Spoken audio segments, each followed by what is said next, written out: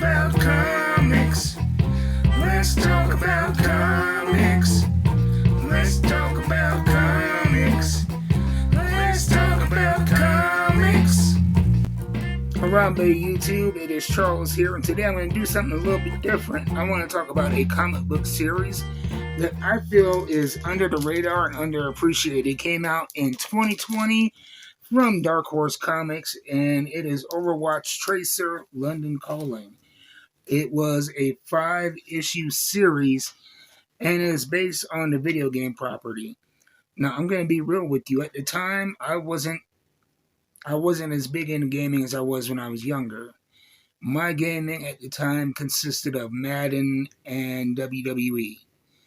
And I was not familiar with the Overwatch property. I just really liked the cover, the character design, and the premise. And I was not disappointed despite not having that background. And I think that may have been a barrier to some people getting into it, is they felt like you had to really enjoy the game or know the game to enjoy it, but you didn't. It was a great book.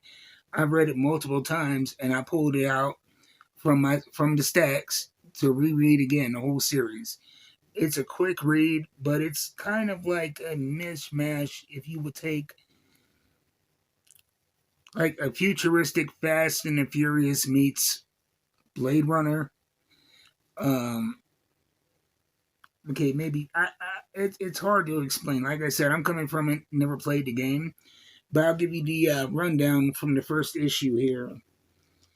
Years after Overwatch had been disbanded, the world finds itself beset by injustice and vulnerable to self-interested powers.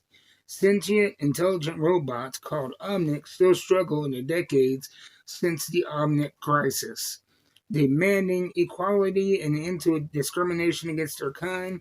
The world needs heroes again, and heroes often come from unexpected places. And this follows Tracer, the character from Overwatch, and it does so many things. It's first off a great looking book with brilliant art, great action, but there is a deeper story in this, and that is the Omnics, these sentient robots, which, like I said, that's where it parallels to Blade Runner to me, but they're not, while they're humanoid, you're not going to mistake them for a replicant, if you want to use that dynamic of Blade Runner. These are more robot looking, but yet still sentient. And they're forced underground. And there are movements inside this resistance that want to coexist with humanity, and those who want to rule humanity. And I mean, years after reading it, I still remember plot points and names like this religious leader who wanted harmony named Mondada, and his assassination really, it nearly sparked up this war, and her kind of trying to balance her past as a tracer and defend societal structure at the same time, bringing justice for the Omnics. A great book that I'm sure you can find in trade paperback right now, and you will not be disappointed. I don't remember hearing too much of anything about this book at the time, and I haven't heard much since. And since they have put out other Overwatch series as well. But you don't have to know the game to appreciate it. And I'm sure that if you actually know the game and the lore and history, it'll be that much better for you. But I really enjoyed it, and I think that other properties suffer from that as well. Like I read a book a couple years ago called Dead by Daylight, which was based on a video game that I never heard of. But it was a very, very good book.